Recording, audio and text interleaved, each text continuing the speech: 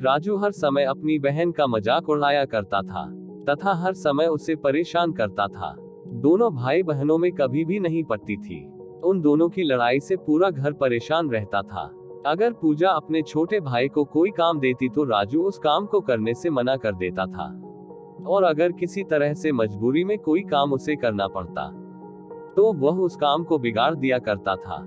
इसलिए पूजा भी अपने भाई राजू को तरह तरह से परेशान करने का बहाना खोजा करती थी। घर वालों ने पूजा की शादी एक बड़े इंजीनियर के साथ तय कर दी थी।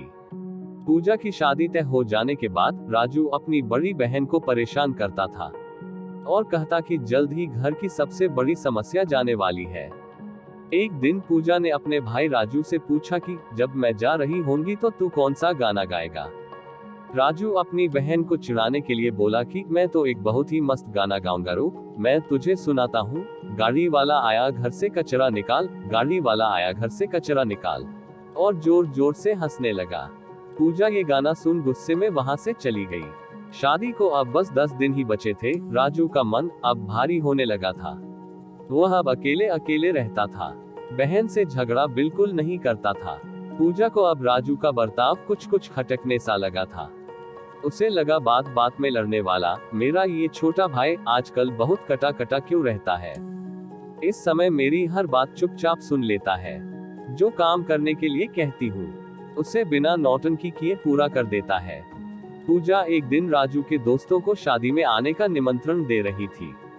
उस समय राजू का एक दोस्त पप्पू ने पूजा को बताया कि दीदी तुम्हारी शादी होने वाली है और अब तुम घर छोड़कर अपने ससुराल चली जाओगी, इसलिए राजू बहुत दुखी रहता है।